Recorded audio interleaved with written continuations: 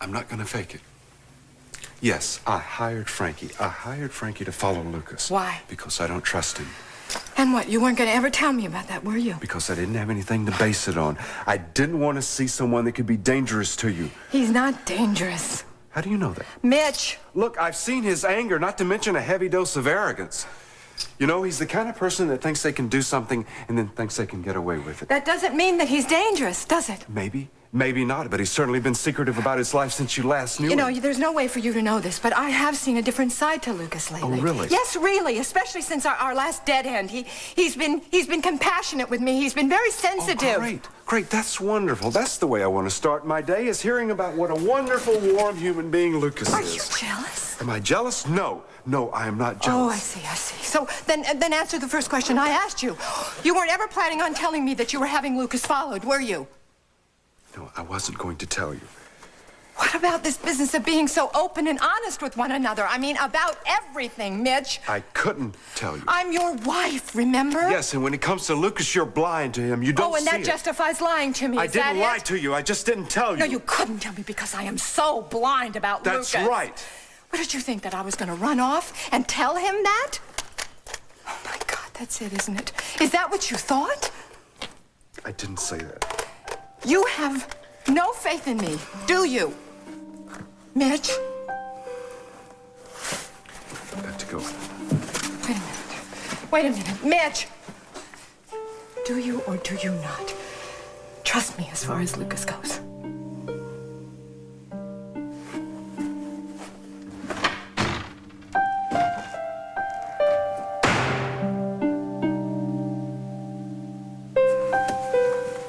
So we don't know how McKinnon's going to tell it.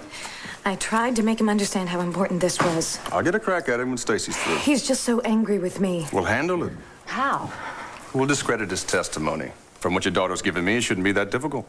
I'll say. Look, the guy is a habitual liar. He's still blaming Vicky because his wife left him. Wait a minute, you're not going to bring Marley's name into this, are you? Look, we want the kid, don't we? Yes. Then we do what we have to do. We can always make amends later, after we've won. But if Jake starts saying that this is all Victoria's fault, I think what you should do... Wait a minute, just a minute. I mean, Jake may not try to make Victoria look all that bad, you know. He may just tell the truth. Let's hope so. Your husband's attorney is definitely counting on Jake to bring you down.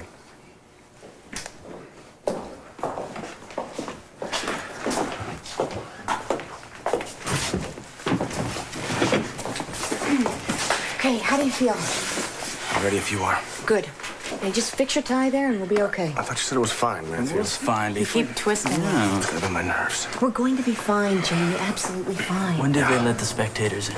They're not going to. I filed a motion with Judge Dunlay for privacy. Did Rachel get back yet? She just got home. She's taking care of Stephen. I didn't want her to hear what is going to be said today. All rise. Family Court of Bay County is now in session. Judge Marsha Dunlay presiding. Be seated. The case before us today is Frame versus Frame. Counselors? Stacey Winthrop for Dr. James Frame, Your Honor. Kenneth Martin, representing Victoria Hudson Frame, Your Honor. Miss Winthrop, please proceed. Thank you, Your Honor. Dr. Frame is suing for sole custody of his son, Stephen. The marriage ended because of his wife's infidelities and deceitful behavior. Furthermore, her emotional state has led again and again to actions which are detrimental to her son's welfare. We will prove that Mrs. Frame is an unfit parent to Stephen. Mr. Martin? Thank you, Your Honor. If there is an unfit parent in this courtroom today, it is Dr. James Frame. He has shown a history of ambivalence toward his son, part of a lifelong inability to make a lasting commitment. Mrs. Frame, who, unlike her husband, intends to devote all her time to raising her son, has been the child's primary caretaker since birth, and, despite all arguments to the contrary, has demonstrated herself to be an excellent mother. Sole custody to Mrs. Frame would be in the best interest of that child. Yes, well, thank you for being brief. Call your first witness, Miss Winthrop. We call Jake McKinnon.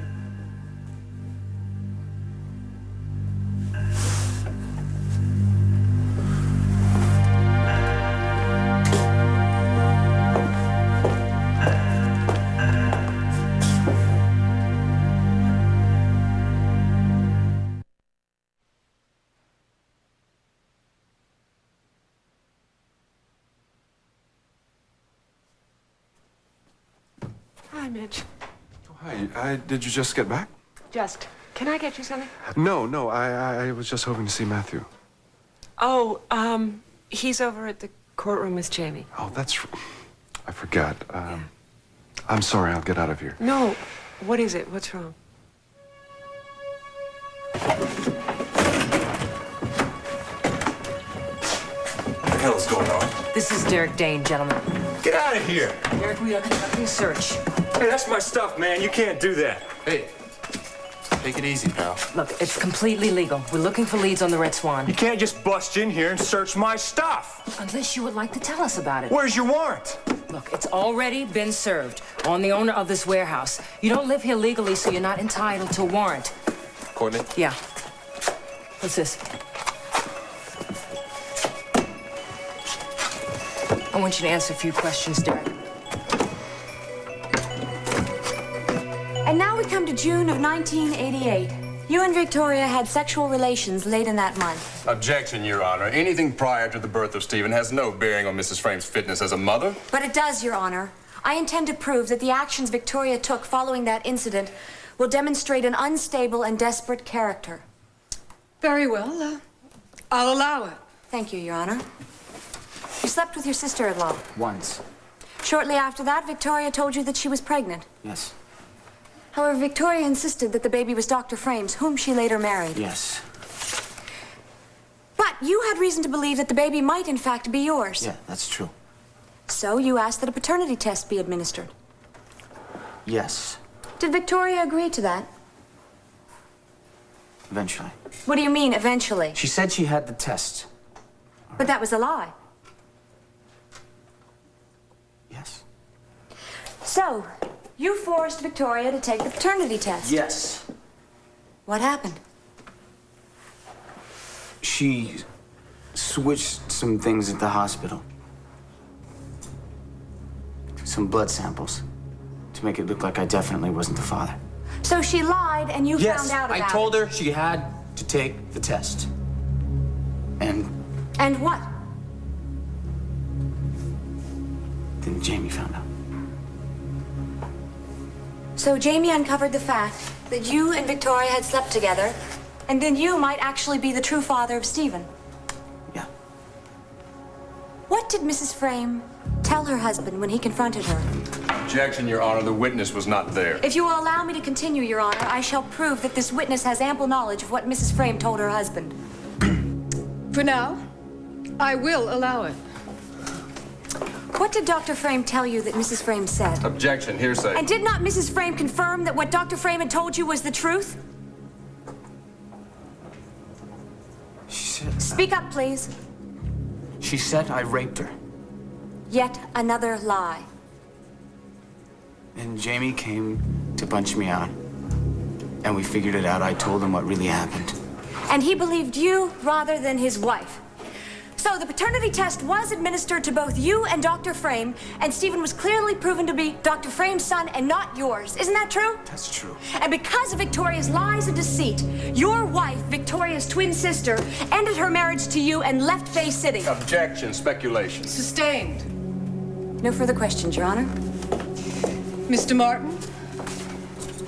He didn't mean to make me look bad. You did a good enough job. I've known him since I was 5 years old. He's ready to break.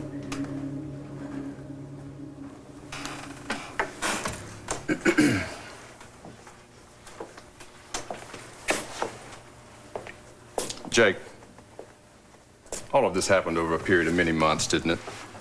Yes, sir. Is there anything you'd like to add to the story of what happened? See, it wasn't as simple as all that. Vicky was scared. She loved Jamie a lot. Objection, Your Honor. Mr. McKinnon's speculations and opinions aren't material. I'll allow it. Proceed. So you were saying that Vicky loved her husband very much? Like I said, Vicky was really scared. And that was my fault. See, I kept pressing her and pressing her. I threatened to tell Jamie. I just wouldn't let up on it, you know? So Vicky wasn't acting out of the blue then? She wasn't trying to deceive anyone just for the thrill of it, or because she didn't have feelings for other people. No. She loved Jamie and she wanted to make the marriage work. And during all this time, did you ever see any signs of Vicky being an unfit mother? I wanted her to. I beg your pardon.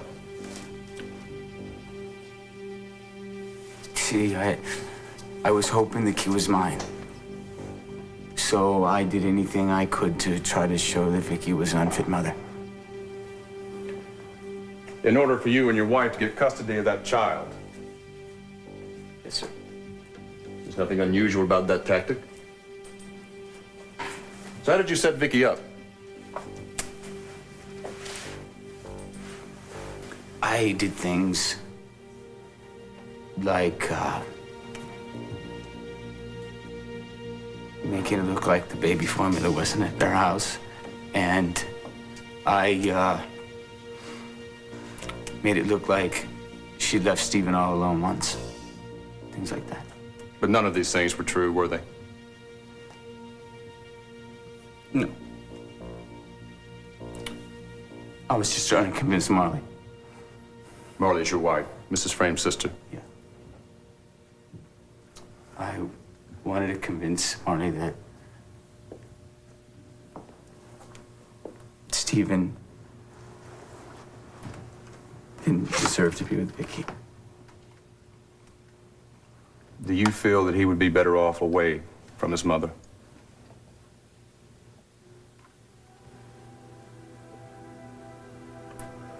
No. Vicky loves Stephen. She worships him. She's a good mother.